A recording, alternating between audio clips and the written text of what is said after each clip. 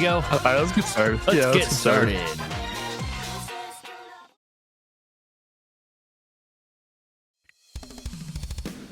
April 13th, 2025. We're talking Nintendo. We're talking, I was about to say Destiny. We are not playing Destiny. We are talking Marathon. We're never going back to that bad place. This is Super Game. Give me another raid. Yeah, well, we can do another raid. That would be fun. I'd be down for another Super raid. Not the rest of it, Gamecast. though. This is a podcast about video games and video game industry news. I'm Aaron. I got Bronson and Duncan here with me. How y'all doing? Doing pretty good. Yeah. It's been another week. My body broken and beaten by a hike. I'm glad you went out and got a broken hike going. That was good. Yeah. Good stuff. I am broken and beaten by straining a muscle in my back. Video game news we have. I guess we should get into the video game news. We got some. Thankfully, we do not have a direct to break down. So we got that going for us.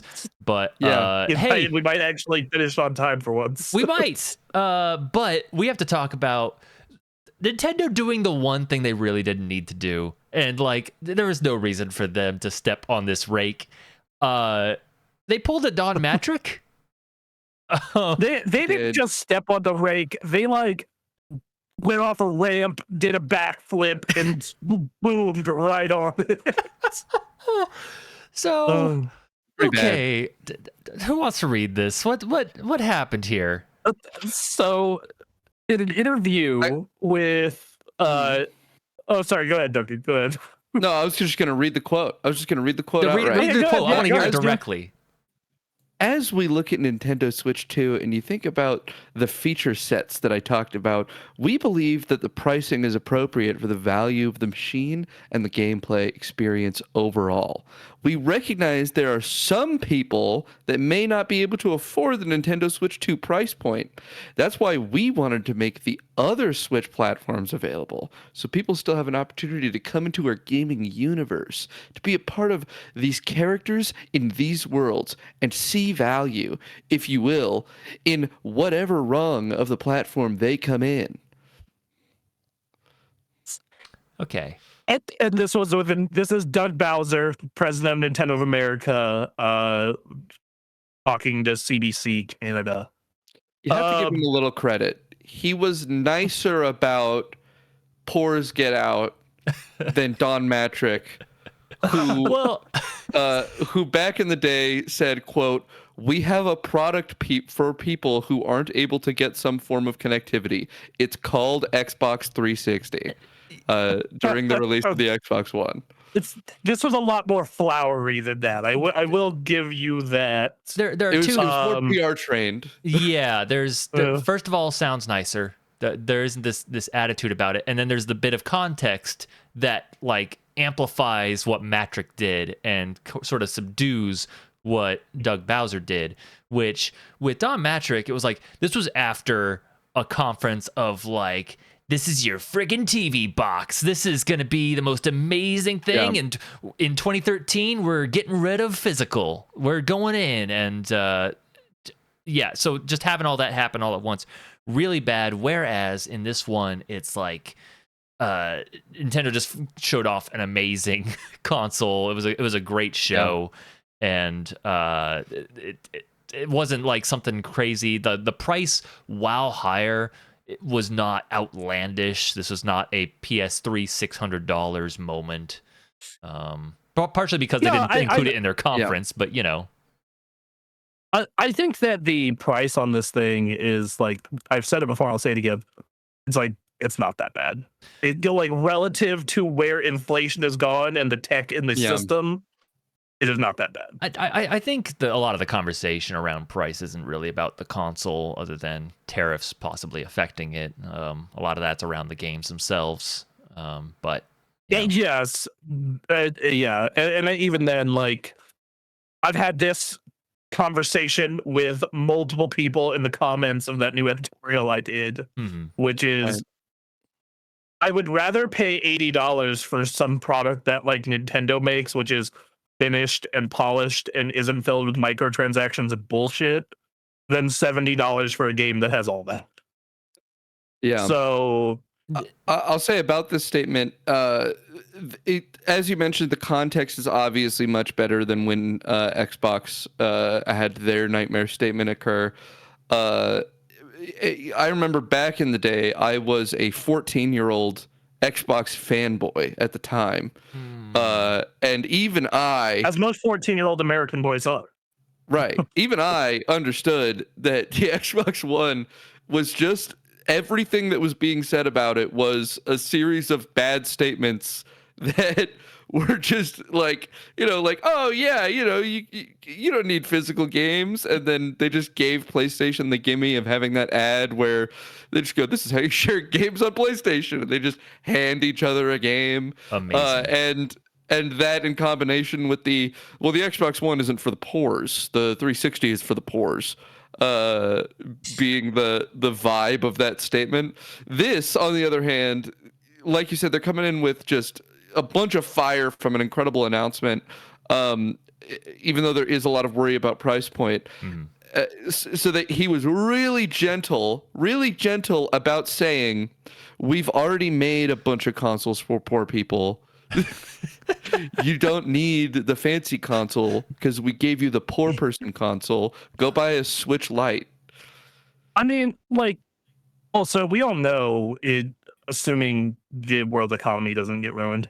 Yeah. Like, let's pretend the external stuff is kind of just because we don't know what's happening. Right. We really don't, Right. and we can't. And it's so wild, we can't prognosticate on it. So I'm like, all right, well, I have to assume things are going to stay in a certain range of stable. Yeah. Assuming that happens, like the price on this thing is going to come down. They're obviously trying to still juice some Switch One numbers while they still can. Yeah. And I think, and it that console is still selling well. The thing still sold a shit ton of units last year, and is still selling a shit ton of units this year. So I think that, yeah, they're gonna juice another year or two out of Switch One, and then cut price on Switch Two, assuming that they don't get absolutely annihilated by external factors. Yeah. So it's like, I think that, and I don't think Sony is the best comparison for this back in 2006, but the PS2 was in a very similar situation where the PS2 sold 155 million units and was still being sold 4 years or 3 years into the PS3's life. Right. Yeah. So I think that there's that. Well, and then what this is all about, what the controversy is, like, obviously there's, sounding like Don Matrick, which, like, if you have any understanding of, like, the history of this industry, that was one thing you really needed to avoid. Yeah. But, like, this is all about the price of the games. This is what all the sensitivity is around. And, like, in the week that we've been, doing our thing since last podcast, I'm sitting here thinking, like, honestly, like, the raised price of games, I don't think is going to affect Nintendo very much. Where it's going to hurt is people are going to be a lot more conservative with their full price purchases, which means Nintendo first parties, and it will actually impact people outside that decide to make the move to $80 or $90, and that'll affect the larger industry. So I can only look at my own buying habits. And for me, what ended up happening with the move to $70, because at $60, I was buying games like crazy. I'd buy like any AAA game I was remotely interested in. Extra $10 ended up making it so I stopped buying yearly franchises, especially at full price. Like I only buy COD about every other year, sometimes every 3 years after that. No. And then I also wait till Black Friday to play Madden because it's usually half off on Black Friday. I have stopped taking chances on blob games. Like I didn't buy Hogwarts Legacy at all. I was like, I can wait. So, and I like think about, if ever the industry goes to $80. Then the games I am spending $80 are going to mainly focus on sure bets, which is going to be like the tippy top of my like developers and publishers I trust. Like I'll pay $80 for a Capcom game. I'll I agree, fucking pay yeah. $80 for a Capcom game every fucking time. Mm-hmm. I'll pay $80 for a Nintendo game. But like when you trot out like, you know, Black Myth Wukong, even if it looks cool, it's like, I don't know who these guys are. This is a new game. I've never heard of these people. I'm not gonna blow $80 on this. You know, like It and needs I to be think that extremely that's your the thing just from like looking at it, or else you're not very yeah, inclined to waste Right. that money. right. Like exactly. Like if they were to put out, you know, Tides of Annihilation looks right up my alley. It looks super cool. If it was $80, I'd probably just wait for a sale. So then, and I am like that kind of consumer that is willing to blow a lot of money on video games. Mm-hmm. Yeah. Right.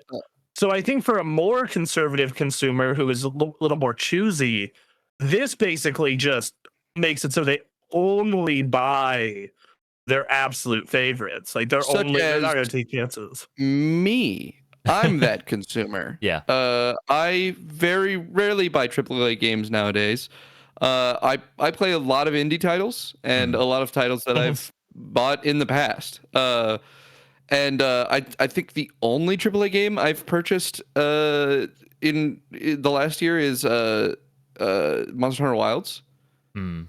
And I literally can't even think of the last one I purchased before that. Right. I generally try and stick to things that that you know I know I have a good relationship with, and if I look at all my past played games, I really only have Monster Hunter Wilds in all of my recent games on Steam. Mm-hmm. Yeah. As a AAA games purchase. So, you know, I have to be very persuaded by a game having had a lot of history with Monster Hunter is what does it for me there, right? It's that I know it's probably going to be a good game. I've played all the other Monster Hunter games to some extent since 3. Mm-hmm. So I'm obviously going to end up playing Wilds, but you give me you know there was that gimmick series, not gimmick series, that mimic series that was very much like Monster Hunter, that was an anime game.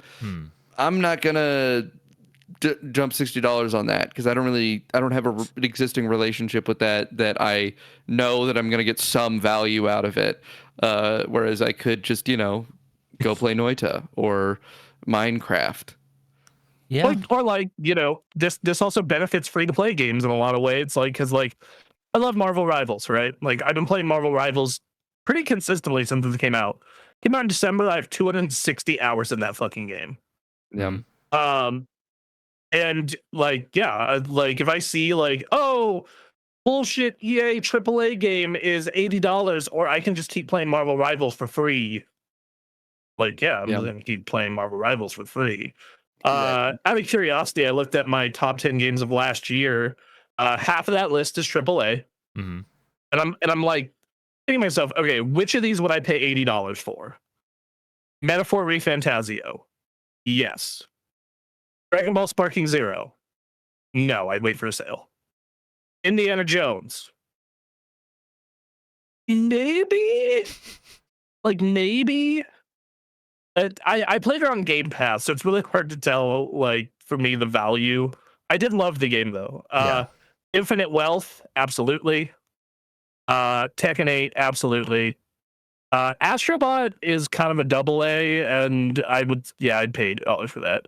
But, like, I would not pay, but, like, so, you know, I'd still pay $80 for some AAA games, but it has to be, like, so in my wheelhouse and, like, up my alley that I would, that's what I would want to do. It's not, yeah. Streamer Northern Lion recently had a good take on this subject that I would point to.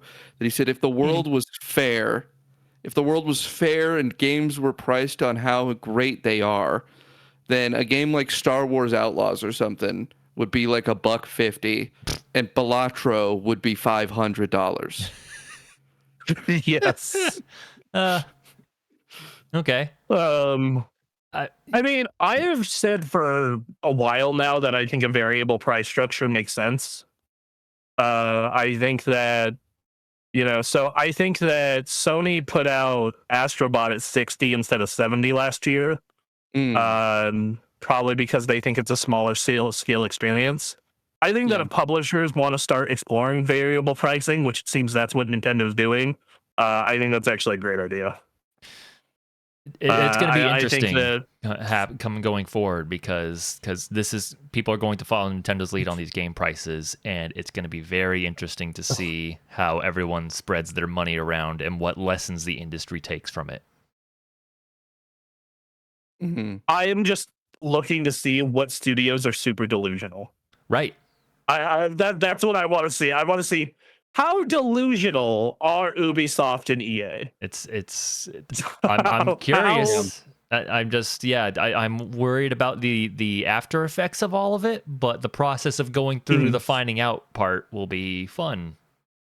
Yeah, like that, because like at the end of the day, it doesn't like affect me too much because like I know what games I really, really want to enjoy and like and whatnot, and I have a shit ton of indies. And if I'm being completely honest, if I were to I could honestly live as a gamer on my back catalog for probably 3 to 4 years. Oh yeah, yep. It's just a bit of a pain for the younger crowd, younger and poorer. So, yes, yeah. Hey, Doug Bowser, you should go watch that conference with Tom Matrick and watch him get yeeted to Zynga and now who knows where. Because I'm sure he has a bajillion dollars. He's got like 20-something Ferraris in his garage, whatever, somewhere where he is. Like he made a lot of money closing down to work. Yeah, he's got unmatched.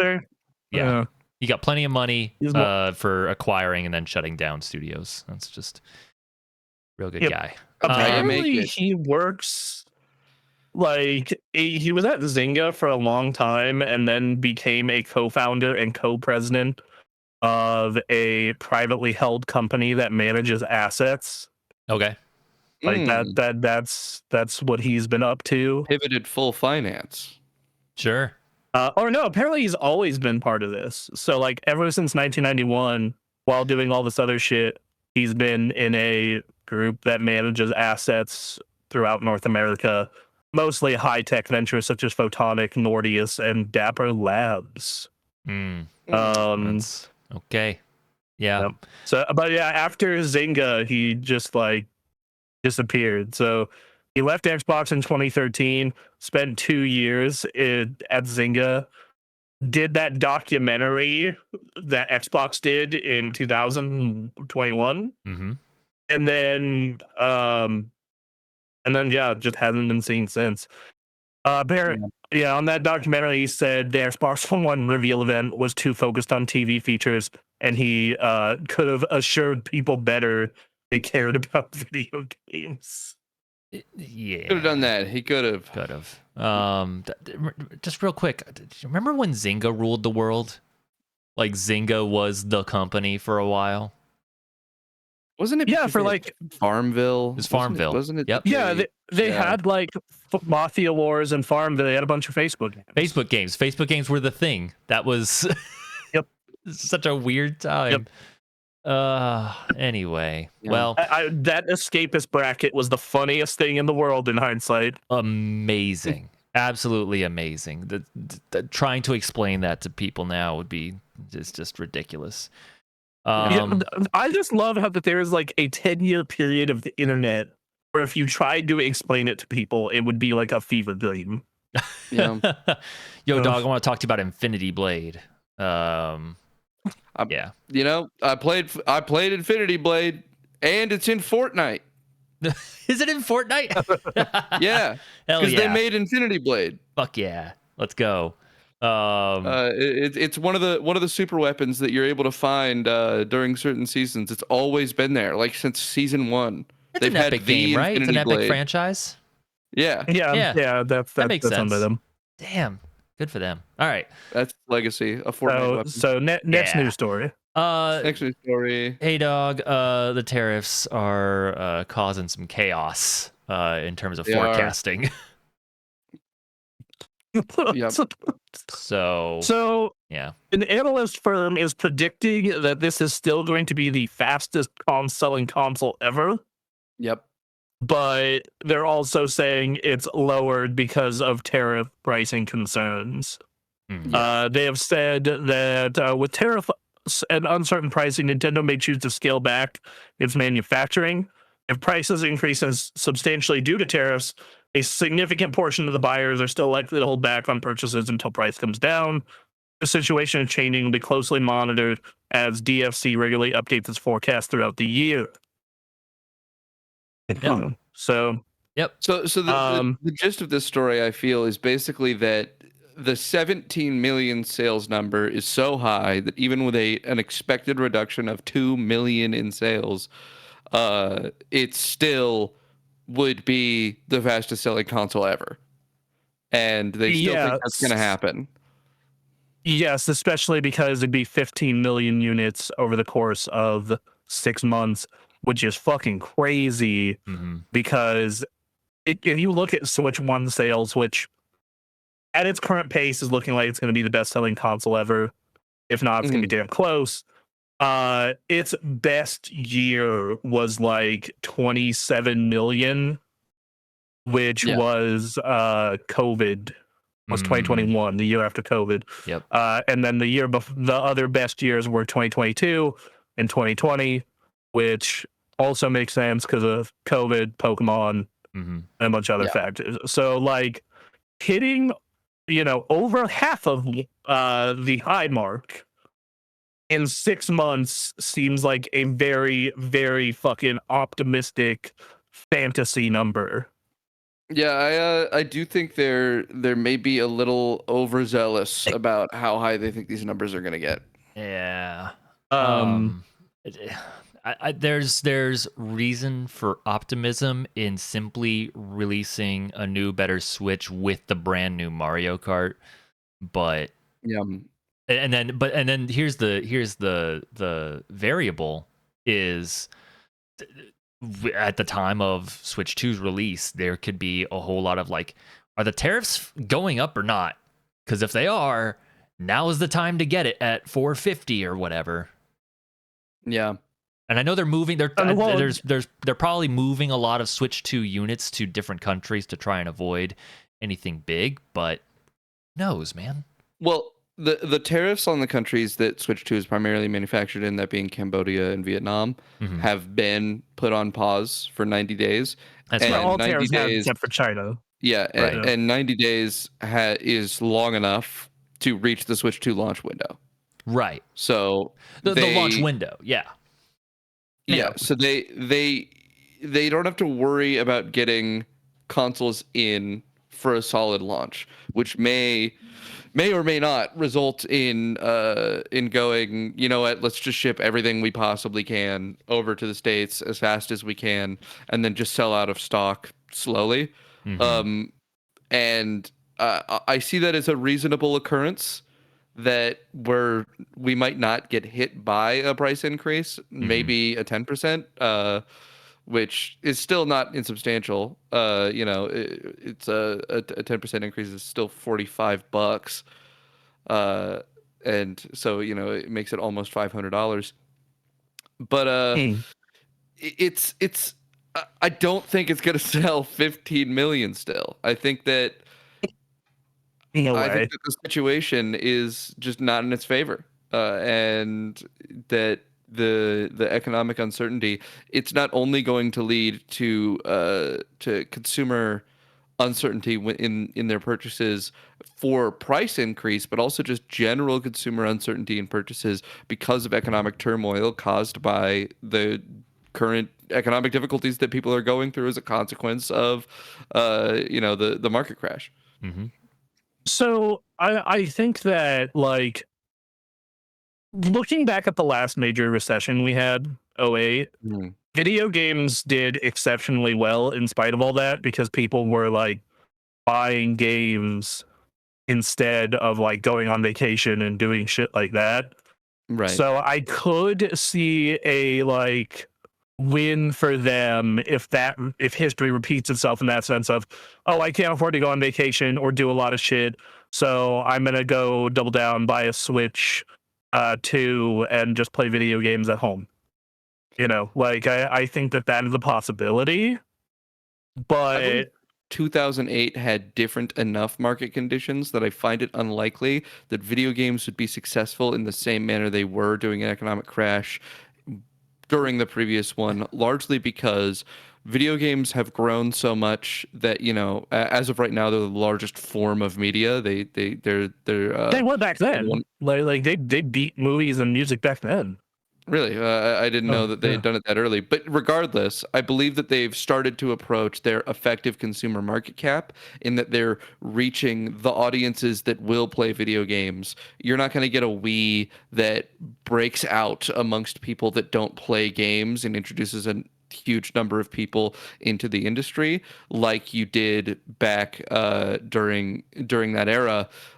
In today's market, because I think so many more people play games, it's so much more ubiquitous, and that people who have been lifelong gamers have aged up to a point where there are very few new markets to capture for gamers. Whereas during 2008, you had things like you had games getting introduced into colleges, getting way more popular there, and the older generation getting to a point where they had a lot larger of a degree of consumer spending available amongst the market that was interested in video games as they aged up from children into people in the 18 to 35 range where they're way more productive, and they were the ones who weren't able to go on vacation and purchasing an Xbox or a PlayStation because they had the income necessary to purchase a video game console, but not to go on vacation because of the economic crash. Whereas a child requires the buy-in of their parents, and they're just generally a worse consumer on the whole. So I think video games don't have that advantage going into this potential economic recession that they had back in the day. I don't think they have the growth advantage of expanding into new markets like the Wii did, and kind of like, but I still think that you have but now that you have adults who are more familiar with video games, who are more willing to understand the value of a $450 Switch and being like, oh yeah, I'll totally get my kid a Switch because I know they're going to get 8 years of Mario Kart and Zelda and other games I know are good for my kid. Right. I think that is a big, so I think that, entertainment does real well during bad economic times. Really well. Not like expensive entertainment. And I think that, well, $450 is not an inconsequential amount of money. That's a lot of money. Right. But I think that for something that most people will get 6 to 9, 10 years out of, I think most people see that as a worthwhile investment. I think $80 games or $80 game, like there's only one that's like a new game, is a harder sell. I think that's a significantly harder sell. But I also think that I'm not expecting market growth, but I am still expecting it to do well. I think these analysts are out of their fucking mind, though. I think they're at fucking 15 million in 6 months, bro. I want someone to bookmark this so we can take a look back at it at the end of the year. I would like that because I have no idea. I think it's going to sell well. What the number's going to be, I have no idea. What are people doing out there? I think it'll do a lot better than Switch 1 or PS2's first year. Sure. To be fair, PS2's first year was only 3 months in the market, but still. Mm-hmm. So yeah, I don't know. I think that I want to do that, and at the end of the year, I'm sure we'll look into console sales. So it's it'll be interesting to look at. I just don't think it'll be. I don't think it's as interesting as, again, the idea of markets going crazy and then trying to push $80 to $90 games throughout the industry. I think that's the much more interesting thing to look at than this. But that's just me. Oh yeah, I am agree. suspicious. I am suspicious of analyst firms like this. I always have been. I think they're incredibly vulnerable to hype. And that if you go around and you follow a bunch of analyst firms and always follow their advice, you're still not going to outperform the market. They're not actually accurate to an extent that is like so much better than the consumer public about the performance of companies. If you want the most accurate performance of a company, you just follow Nancy Pelosi stock. That's what you do. 40%. She's the GOAT. God damn it. It's true though, dude. It's totally true. How much stock? How much you just Nintendo bu- stock does Nancy Pelosi have? I'm sure we could find out. Yeah, sure. we don't need to do this right now. We got a podcast to do, but that's something for you, right. the viewer, can do at home. Leave a comment, what you find. Oh my god. All right. Yeah. But the next story is that the former Nintendo PR manager says that, quote, "this isn't Ubisoft," and say the company mantra of respect the value holds. A short little story with an interview with Kit Ellis and Krista Yang, former Nintendo of America marketing lead, is who Kit Ellis is, and Krista Yang being the interviewer here. They were talking about the Switch 2. So this was on a podcast. So there are two Nintendo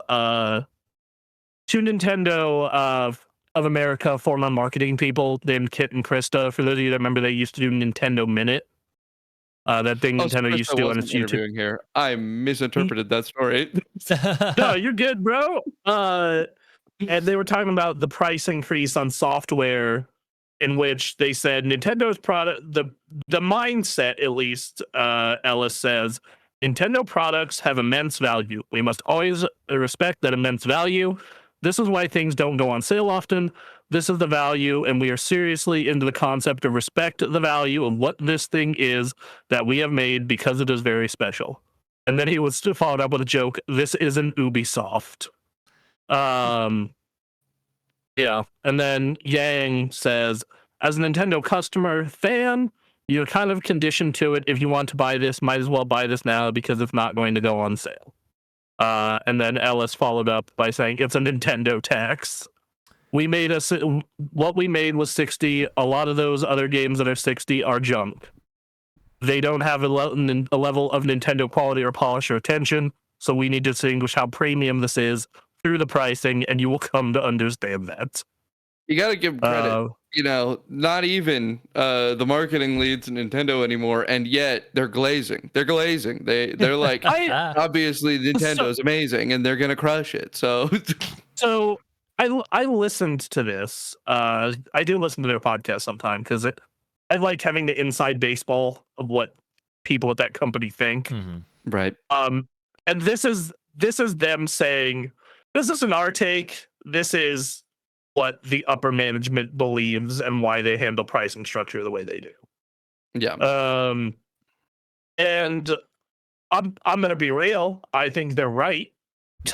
I think they're right. I think that pound for pound, if you want to talk about the best value out of your $60, I think Nintendo really is only beaten by FromSoft and like sometimes Capcom.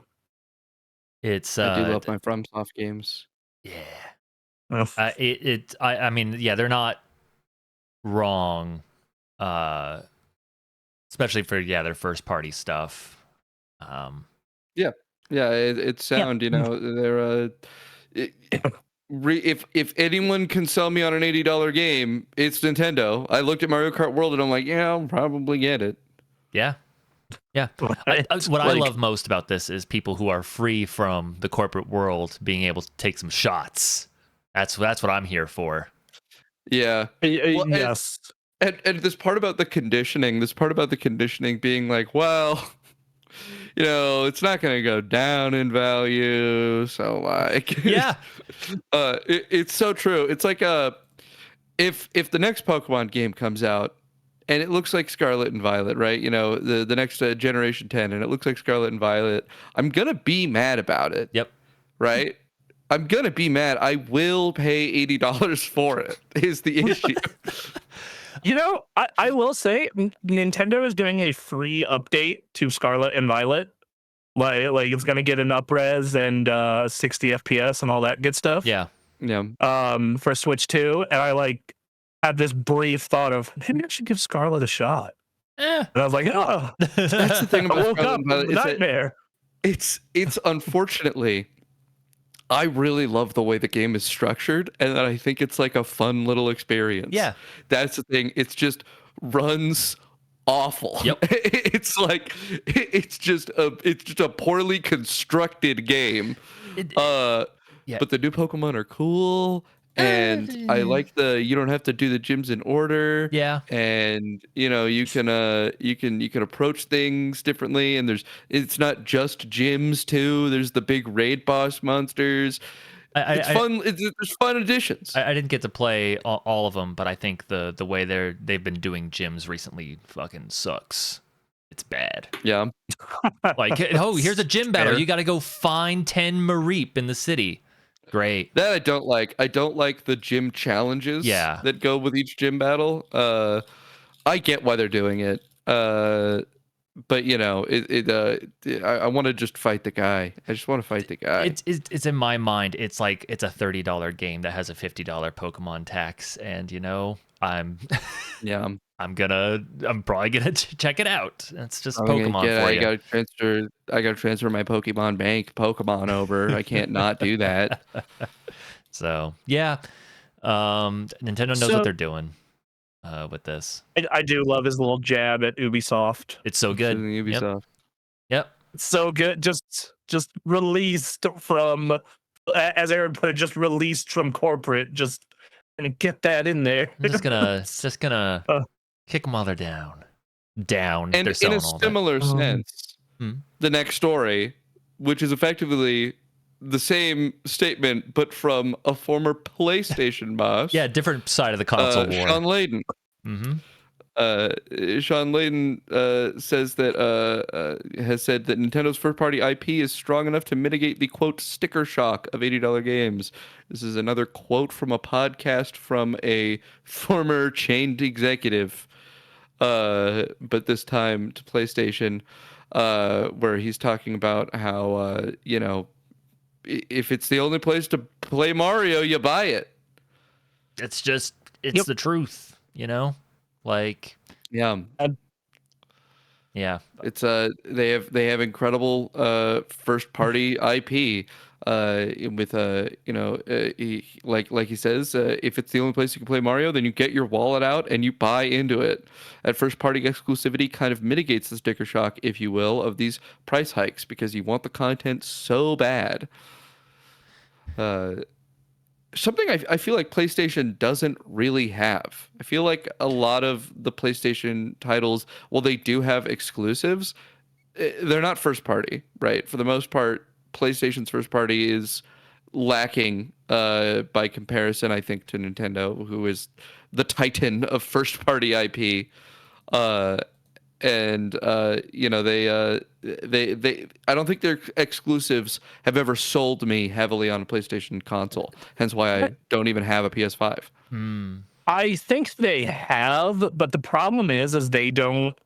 This is both good and bad in my mind. It's good because you get fresh IP, but the bad part is that it's hard to build like long-term legacy with it. They tend, every generation or generation and a half, they tend to swap out like franchises. So like you'll look at like PS2, it's like Jak and Daxter, Ratchet and Clank, Sly Cooper, Shadow of the Colossus, stuff like that. And then on PS3 is like Uncharted, Resistance, Killzone, MotorStorm, Infamous. PS4 is like Last of Us, Bloodborne, Days Gone, God of War, Horizon. And then like PS5, Horizon. PS5 is kind of continuing some of that, but also doing some fresh stuff with Astrobot. So I feel like you can see a very distinct vibe shift over the years as the industry as a whole kind of shifts its vibes. Sony goes along with that trend. Nintendo's obviously just always been Nintendo. They've been super staunch in their vibe, the kind of IP they make. Those games don't change in how they feel. Whereas I feel like Nintendo's first party is flavor of the 5-year period. I think that there is very much and that actually kind of sucks as a fan of some of those older franchises. Like, I would love a new Resistance. Right. I would love a new Motorstorm. I would love a new Fat Princess. That shit ain't happening. I don't see why they can't get a small team to make another Fat Princess, but whatever. I don't either. Yeah, but like I think it's partially a consequence of Sony being the default console for like your gamer that isn't just playing the kid-friendly stuff, I guess, like just mainline, like because Sony has been the front runner for most of the time. It's been like that's just kind of the direction they go in, is what are people making games of. Right. All right, if you're playing a sports game, you're probably playing it on a PlayStation, and that's not really a Sony thing. Like, it's not Sony doing that. It's except for the baseball game. That is them. That is the them? baseball game is actually them. Yes, I see. Yep. But it's like, okay, so, but I think of like theatrical action adventure games is kind of what they put forward. Since Uncharted 2 at least. And it's like, yes, I'm thinking about like, okay, PlayStation goes $80 after Switch 2 launch. Goes to Yote, the next God of War thing they do, the next mainline God of War thing. Next Naughty Dog game. Yep. If they can maintain their next Horizon game, Wolverine, sure. Next Spider-Man for sure. But like, it's a matter for them of like keeping that release schedule consistent, some form of consistent. Which I think this year they're not doing as amazing, but they've got some other stuff coming out too. This year is like Death Stranding and Ghost of Yote. Yeah, right. Like that's their big fish, and next year is Wolverine and nothing else we really know about. Right. Even this, I feel the current era. I feel the current era kind of as a blanket over their first party releases. You've got 2 Marvel properties in there as their big releases. It's like, this is what media is at right now, and PlayStation is like, yep, and where what media is right now also. Yeah, like they have kind of they tried to do live service, right? They tried to do live service and failed miserably. They got one success out of all their live service bets. Helldivers is sick though.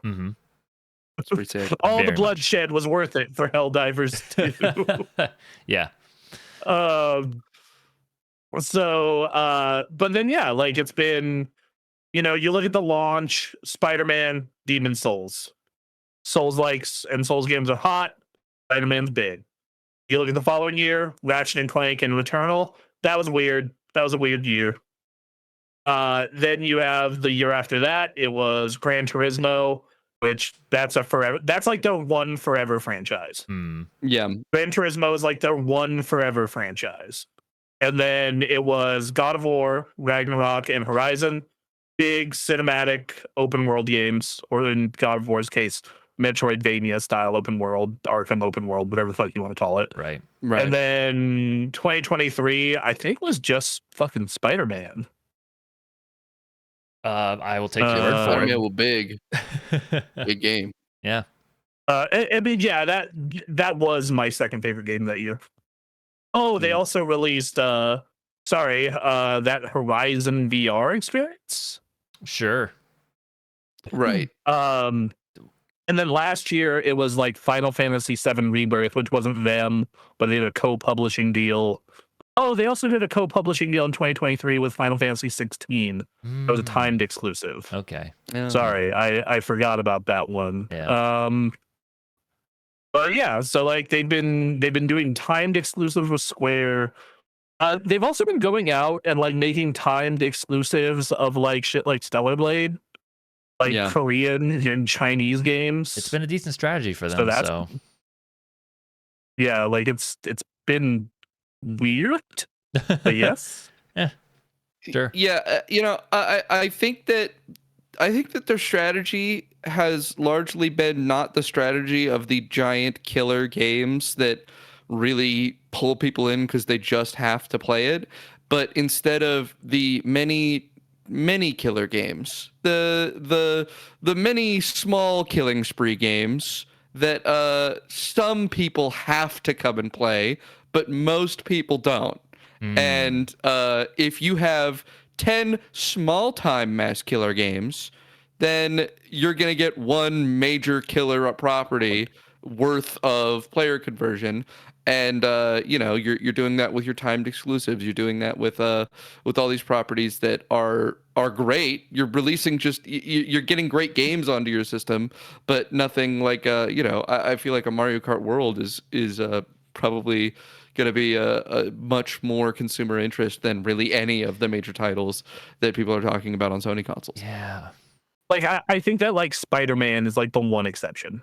Sure. I think like Spider-Man is, I think they're up to like 13, 14 million copies of that game at this point. Yeah, that makes sense. Spider-Man is freaking Spider-Man. Yeah, like it did 11 million copies in the first like 12 months. So like that game's doing fucking great. Yeah. So People love the Spider. People love the Spider. I loved that game, man. It was my second favorite game of that fucking year. So Sure. Yeah. I don't know. It'll be interesting to see how Sony responds as Nintendo makes the move. I do think his quote here is, recently it went to $70 and people went crazy.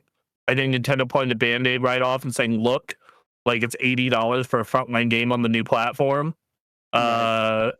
And then they also said they poked through the ceiling of price elasticity we thought none existed before.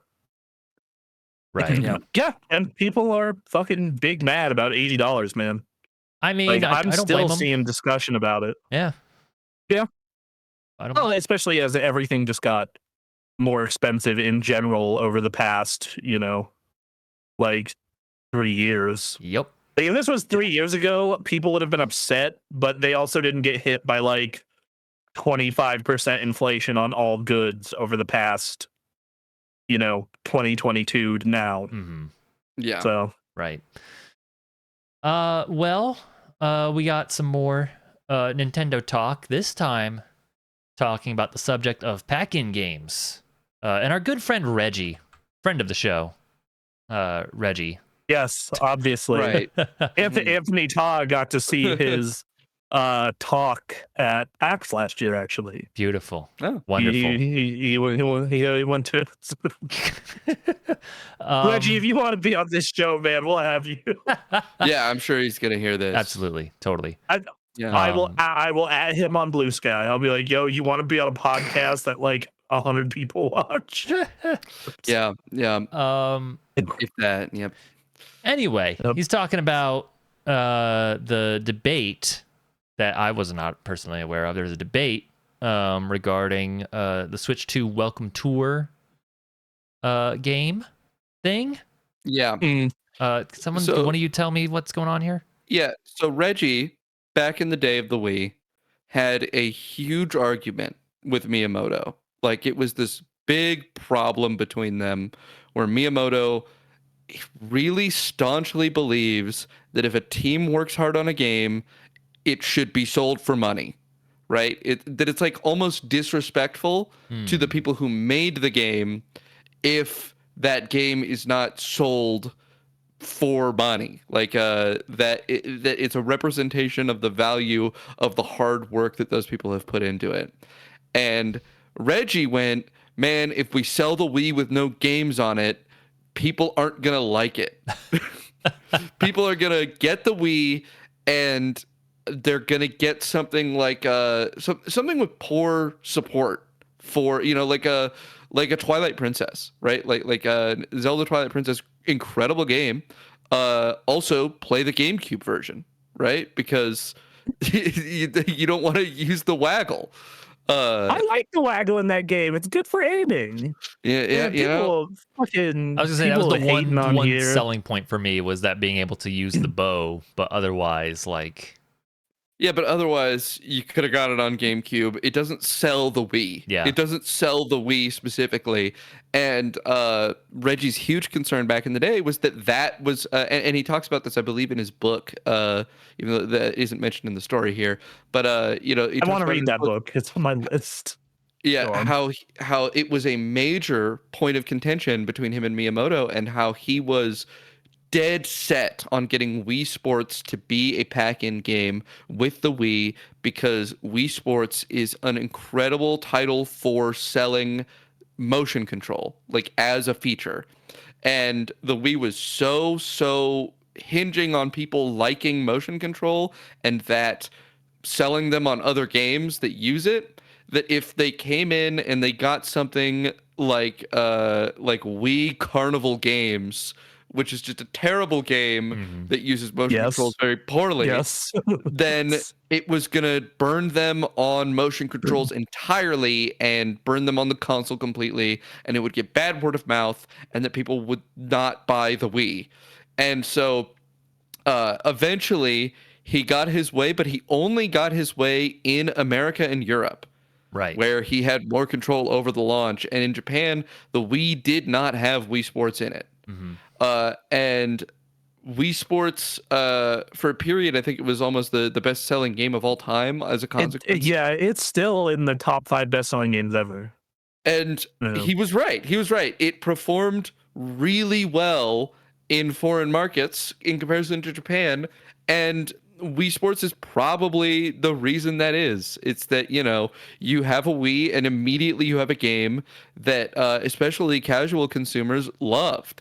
And that made it so that, a bunch of households in America, they just immediately had a good console with a good game on it, and you could smoothly introduce people to it, and that was huge for it.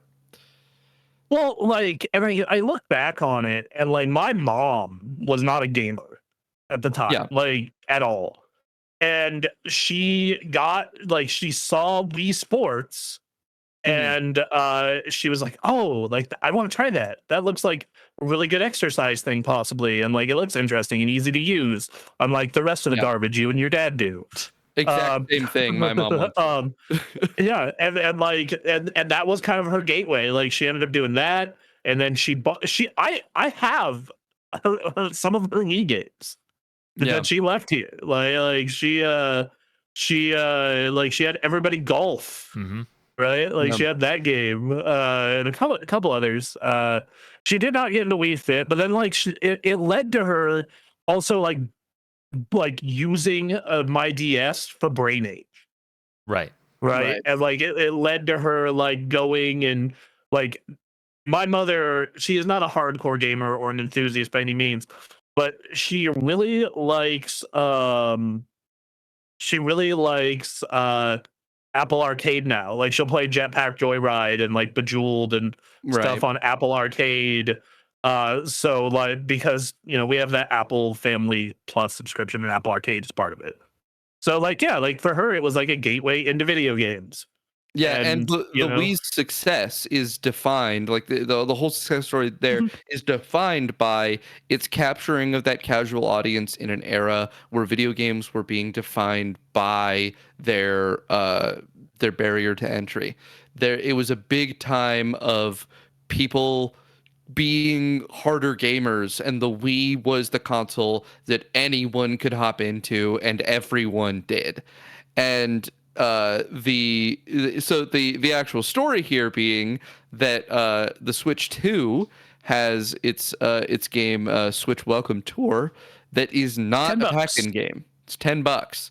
And everyone expected in its initial reveal that it would be a pack-in game, because it is literally just a game that shows you features of the Joy-Cons, basically. Yeah, here's the thing. People also, let's talk about Nintendo Land. Does anyone remember Nintendo Land?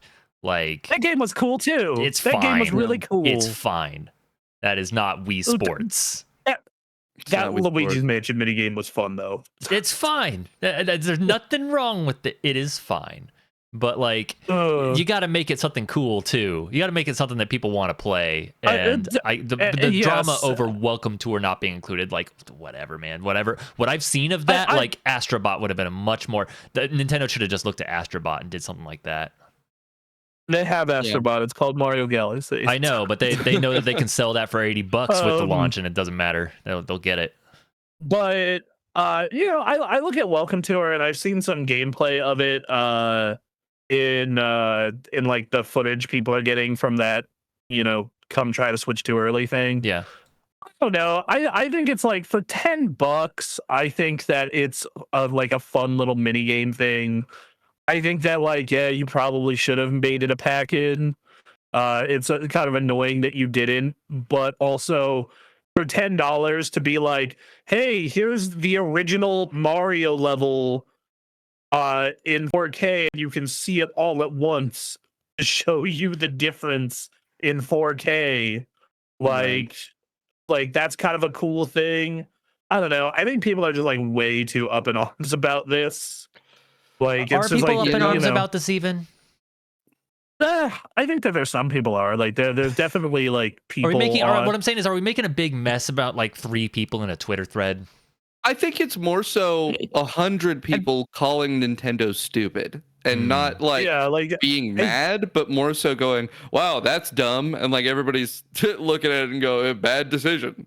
I mean, yeah, like I think that the Reddit thread about that. Okay. Like I've been in the Nintendo Reddit all week because I've been waiting for pre-orders to drop, and that seems like the best place to kind of give it a look. And yeah, these threads are like kind of popping off, like 100 comments, 120 comments, 70 comments about just being pissed off about Welcome Tour. Well, okay. They can be pissed off about Welcome Tour. I will say that there is one mini game that I like want to show to friends of mine, which is it's called Guess the Frame Rate. Oh, and it's now like literally. Now this might be fun. All right, I want to see some videos on that.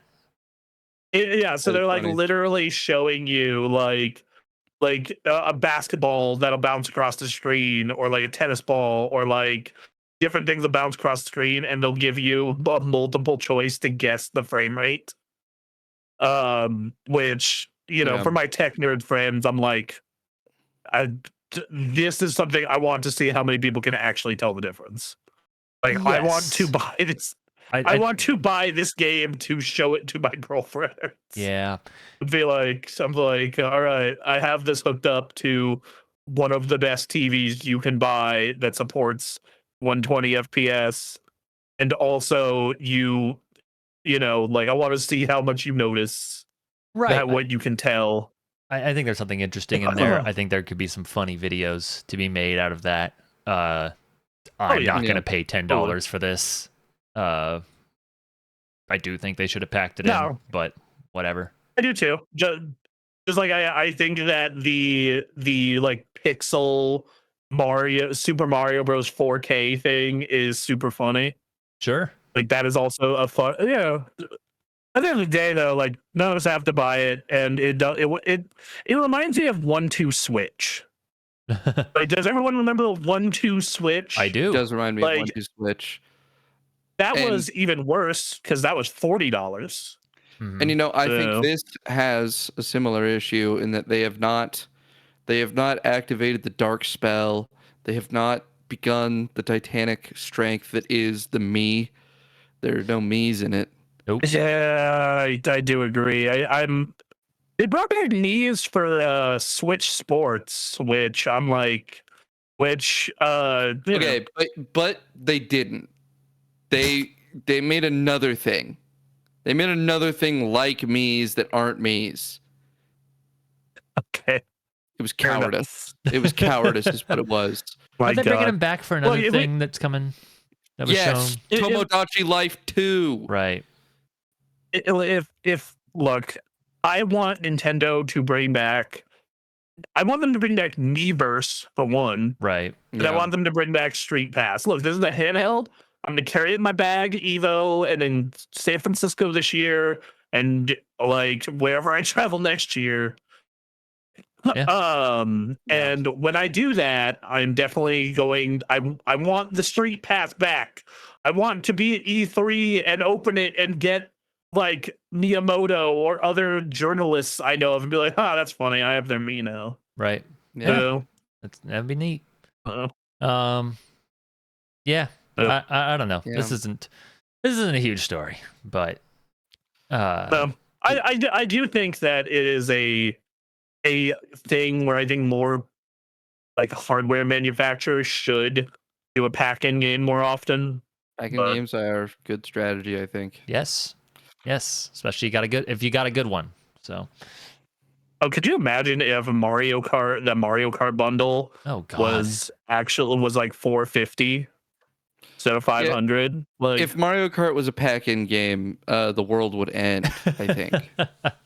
I mean, I imagine a lot of people, myself included, are looking at a Switch 2, and it's like, you pay $500 for the Switch 2 with Mario Kart? yeah, Yeah. You save $30. Versus, like- That might as well be. I'm as far as I'm concerned, I am buying the console with a pack-in game. Yeah. Yeah, like that's what I'm where doing. I'm at as well. Like the only way I will buy the pack-in version is if I literally can't. Right. Like if they're just literally like, no, fuck you, Yeah. get this instead. I'm like, fine. I've kind of given up on getting a pre-order at a regular retailer. Sure. Because we don't know when it's coming, we don't know what's going on. So I am counting on Nintendo looking at my absurd amount of playtime Uh-huh. and my NSO subscription and throwing me the invite, or I'm counting on our Best Buy adventure the night of launch. Yeah. So Yeah, we can hope and pray. Speaking of Nintendo Switch pre-order issues, it seems like our pre-order delay is now hitting our buds up in Canada. I am sorry to our Canadian brethren. I'm so sorry. Yeah.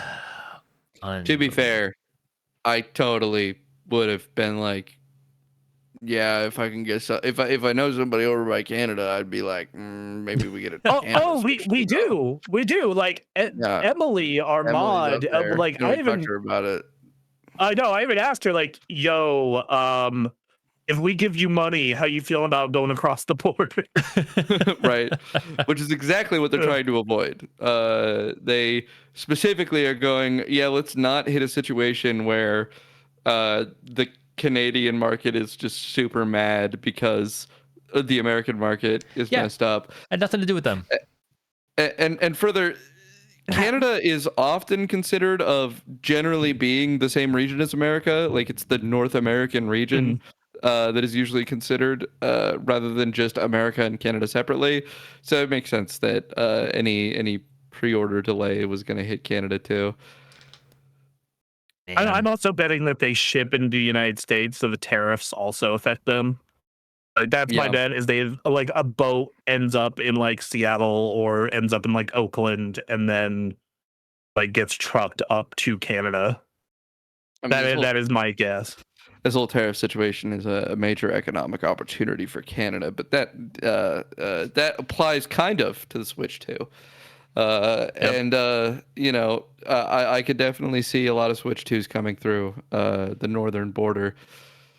But let me tell you, I'm planning a vacation for next year to see my mother, who is in Michigan, and or she's looking at meeting me somewhere like Seattle, and I'm like, I flew out to Michigan, and that's just a quick ferry ride across the way. You could delay a Switch 2 purchase until you're over in Michigan.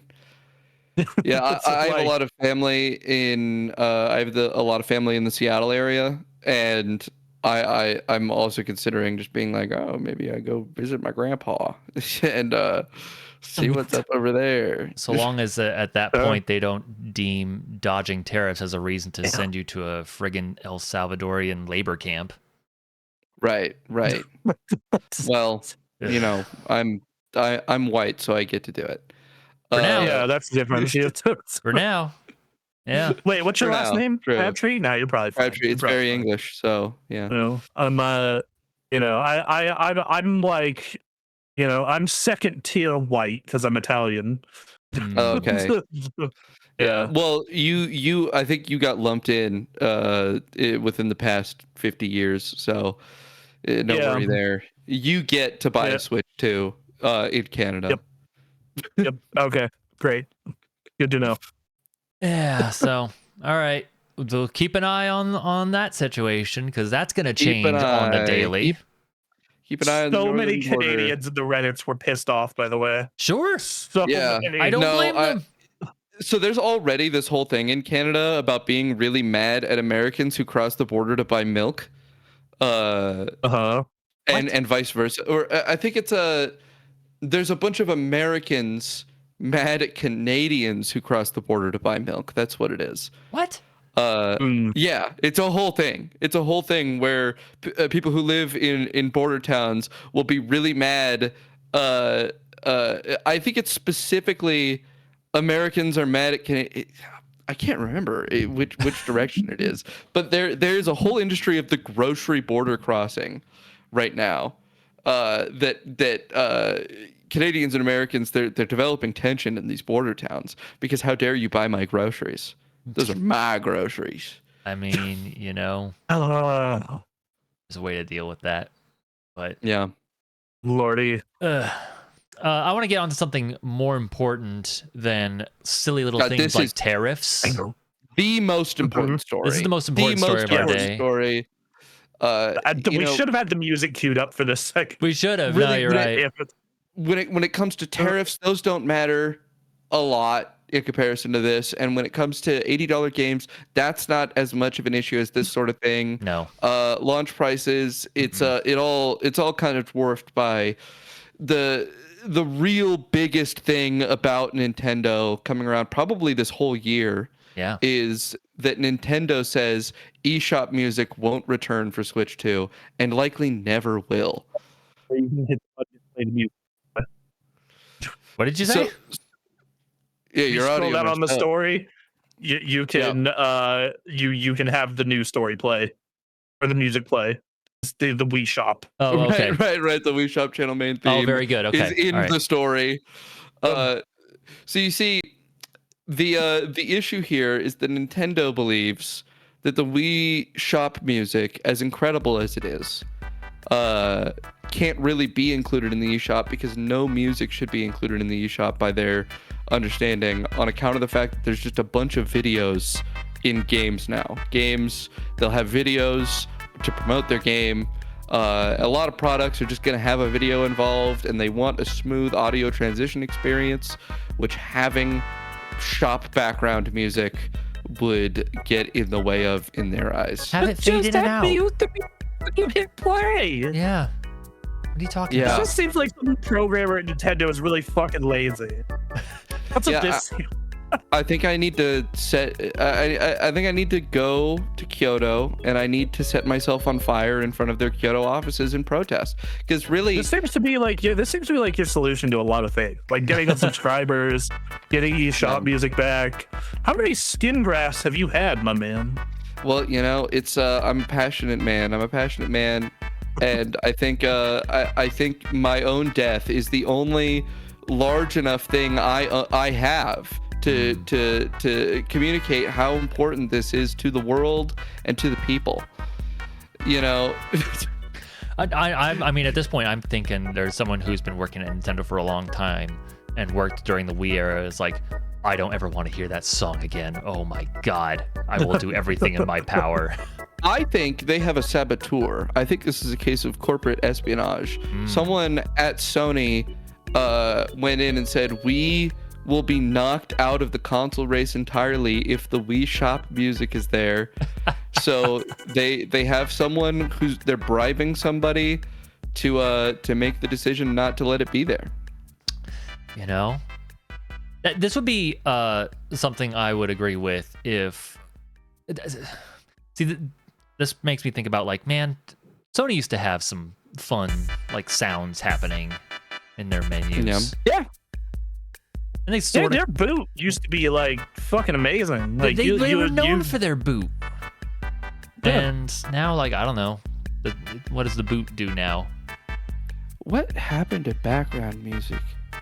What's happening? What's with the world we live in today? Why does the Xbox not have a funny little song playing in the background when I turn it on? Well, I mean, one thing I miss, like the PS5 still has background music. It's really chill, actually. Like my girlfriend and I will get done watching TV and like just go chill for a minute, and like we won't turn off the PlayStation. The music's just nice and relaxed. Is it just the kind of sound? Yeah, kind of. Which Yeah. you know, that's kind, you know, it's just not as bombastic up front. It just kind of. No, yeah, the boot is not like that PS2. Shit. And you sink into the cubes. It's good stuff. Yeah, no. And I've lived multiple days of my life with EShop music on in my room. Right? Yes, like 100%. Like it just hits. It just hits. And you know, I would boot up my Wii and I'd just be like, yeah, I'll just leave that on while I'm doing some other stuff. I did that a lot. Right. It's formative for me, and how dare they? Yeah. I just, once again, I think that it'd be very easy to have it so, oh yeah, when you click on a video, we just mute this music. Right. Yeah. Fade it that in would and be out. hard. But, like there's so much you could do. I think like having little bits of music and those sound effects, something, it adds to like the atmosphere of being on the console that I think is really fun. And like Xbox is like, we don't have anything at all. Like Sony's stuff, that little hover sound, whatever you want to call it, in the background is nice. I like that. It provides that PlayStation feel, even if they're not as, you know, in your face about it as they used to be. But everyone remembers those intros to those consoles like very, very well. Like they're popular. I don't know why they got rid of them. And then this just has like a fun, it's just like Nintendo. It has nothing to do with any of the franchises. Like it's just fun. I think that like consoles in general, starting with PS4, Switch, and Xbox One, but really this past generation of Xbox Series and PS5, less so PS5, but definitely Xbox Series and Switch, have just become immensely less charming. Yeah. Like just like they are just sterile product. Like the fucking PS5 just now got a small handful of backgrounds. And they're really off, yeah. And the Switch never really got backgrounds, which is a bummer because like people are doing mock-ups of Switch 2 background. Right? Yeah. Like they're looking at the Switch 2 UI, which does look improved. And like one of the first things they're doing on the Reddit is like, all right, we made a Mario Kart background, we made a Mario background, and we made a like we did a bunch of shit. And it's just like, all right, well, like, you know, you could do more of that. So they could. They followed the same trend as all the corporate logos getting more and more sterile and having less and less personality. And it just doesn't. I think I have it within reach here, an example of what they're supposed to be doing, really, and that they've stopped doing. Give me 1 second. Okay, all right. We're gonna hang out. I'm waiting. Okay. Oh, all right. This is a Nintendo 3DS XL. Yes. Turn that volume up. And you know, it let's see, so my volume's up all the way. And the fact that they don't have Hatsune Miku singing Fortnite Chug Jug on their consoles is, I think, an issue with the modern market. And it's not something that we can easily solve. It because could be done. Hatsune Miku Fortnite Chug Jug is really a step above what companies like Sony and Xbox are doing, and the fact that you can do that on your 3DS is it's a testament to the fact that Nintendo has got by with just good vibes historically. Sure. I think they've just had superior vibes for quite a while, and it's a shame that they're departing from that success. But everyone's doing it. That's a thing I find so strange. Is like people remember that stuff fondly, and then they're like, let's not do that anymore for reasons. That even when they state them out loud to me, like in this article, I'm like, that doesn't feel like a real reason. It's too easy a problem to solve for that to actually be the reason. I don't know. It's like, and the thing is, it's like, you can at least allow for custom themes and custom, everything. Like, that would be fine. Just here's a whole bunch of backgrounds from different Nintendo games. Like, just white, bro. Just white and black. That's what we get. And same thing with Microsoft. Microsoft released a lot of backgrounds. Yes. But like Sony is like, here's like nothing. It's like nothing. I was so stoked when I could put on a PS2 theme, which is a shame because like they could be doing other stuff with what they're doing currently with PlayStation. I understand that's kind of their vibe, but they could be doing other stuff. I'm just like, I don't know. It just kind of, man, the PS4 really set the tone of like, what if we just kept doing what we're doing and let everyone else fuck up around us? Yeah, they did. And, like just, so I get it. I get it, but man, it's a bummer. The results are a bit of a bummer. Yeah. So, but speaking of Sony strategy, I think Nintendo is choosing to take a bit of a page from their playbook here. Because with our next story, Hades 2 will be a Nintendo Switch 2 console exclusive at launch. So Hades 2, obviously it's already on PC. You can already play it. Yeah, the early access. So it's gonna be there at launch, but instead of being able to play it on Xbox or PlayStation like you normally would be able to, Hades 2 is gonna be only on the Switch 2 for I imagine a timed exclusive period that they have something to deal with. Yeah, and you know what? I'm kind of here for it. I actually ended up buying Hades 1 on Switch as well as PC. Yeah. That's a good game for an on-the-go console. It is, and also like it's cross save with the PC version. Oh, beautiful! So I was able to ping back and forth pretty easily. Like it was nice. That is so nice. Like I would play a bunch of like Hades 2 on my PC, and then like make sure I upload my save, and then when I'm in San Francisco, pick it up and just boom, there we go. Yeah. I think that's really cool. Do I want it to be an exclusive? Not necessarily. I'd like people to be able to play that wherever. But if there's one console for it to be on, the Switch makes the most sense. Yeah, I think that it'll eventually come to the other ones. Like that's not a big deal. It's right. I do think in terms of if you only play on consoles or you prefer playing on consoles, this is a big game to get as a temporary exclusive. Right. Hades was kind of a big deal. It's a great game. But at the same time, also not a heartbreaker for the other console people because it's technically not finished yet. So I imagine when it is, maybe they'll expand it at that point. That'll be interesting. So, do we have a time frame of when that game is going to be done? No clue. Is it in this story? No. Okay. Nope. No idea. But they're working hard on it. That game is good. Check it out. Got some of the best art, music, sound, game feel.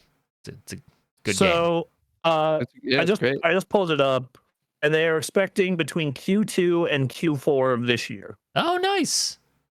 Good for them. I mean, I love Hades 1. I've played quite a bit of it. Interestingly enough, I played it on Xbox Game Pass. Mm-hmm. So it's I thought they had a pretty good relationship with Xbox, so I expected they might be cultivating that. But to hear the story that it's going exclusive to Switch 2, it's interesting to me. I have avoided touching Hades 2 at all. Sure. Because I have heard stories from others who played a lot of Hades 1 early access, where a lot of the content was missing, and they ended up in a situation where they, it's harder to revisit after you've put so much time into it, and you're really missing out on a lot when you dump a lot of time in early access like that. So I'm avoiding touching Hades 2 until it actually comes out. Sure. Yeah, that makes sense. I'm a huge fan of Hades, so the moment any form of it came out, I was like, cool, I'm in, let's go. And but I haven't put a lot of time in a while, so I'll probably check in between now and its release. So Yeah. But yeah, I'm happy for those guys. I want to support Supergiant and what they've been doing ever since Bastion. Like they put out good games, just good complete games. Complete, And they're an incredible example of a really ethical company that is in the space right now, just making good games. Yep, it's fantastic. Yeah. So our last news story, Toys for Bob, huh? New. They want to make Banjo. Yeah. They want to make a new Banjo. Yeah. They want to make a new Banjo. They an interview with content creator Canadian Guy at Toys for Bob Studio head Paul Yan asked which developers or IP the studio would love to work on. And he said, there's so many, and that's one of the exciting possibilities of being independent. But one company we'd like to work with is one we're already working with, Team Xbox. They've been a great partner. They also have a very interesting roster of characters, and that Toys for Bob could have a lot of fun with. The Honey Bear is the first one that comes to mind. I think we can all agree that Banjo's been hibernating for long enough, right? And so it seems here that the primary thing that they're running into with the idea of them being able to make another Banjo game, given that the last Banjo game was, nuts and bolts, so it's been a very, very long time, and nobody liked that game. So the primary thing that's in their way is that Rare has complete creative control over whether or not they're going to make a sequel like that, or anybody will, and they don't seem to want to do it yet. Fair enough. I understand. My main thing is they better get Grant Kirkhope back for the music. I mean, that's all. That's my main wish list item. And you don't have Grant Kirkhope, if nothing. There's something from Grant Kirkhope here where he, based on his experience with Yooka-Laylee, the spiritual successor, that they kickstarted for Banjo, and how it wasn't as successful as they would have liked. He thinks that maybe just the audience isn't really there. Grant Kirkhope, it says composer Grant Kirkhope questioned whether the audience was truly there for a new game, which is a completely separate story from a while back in an interview they had with him. I mean, I think after the Crash and Spyro and Astro, I didn't see a platform of revival, but we don't know yet. I mean, here's the thing: is there's a whole new generation that is aware of Banjo and Kazooie through Smash Bros, and Microsoft completely whiffed on taking advantage of that. But like those characters are still there. Kids who have never played the original Banjo are aware of those characters. I bet you could do something with it, but you could just make a different kind of game. Let's actually adapt and try to come up with a different way to apply Banjo-Kazooie, the characters. Like Nuts and Bolts decided to just do this wildly different thing that wasn't going in one direction or another. It was like it was its own unique thing that no one was particularly asking for. Not that it wasn't interesting, right? By most accounts it was just poorly executed. It just was unfun to play, and that it also wasn't Banjo and Kazooie. Right. Well, so that's the thing, though, is Yooka-Laylee comes out, and people will say, I think, it wasn't as successful as Banjo, but I wonder if you made Yooka-Laylee and it was done by Rare, and then you put the Banjo skin on it, I wonder if it would have done better. I do think it would. And it's not as though Yooka-Laylee was unsuccessful is the thing, right? It was a huge Kickstarter. It raised $3 million, and it sold over 1 million copies.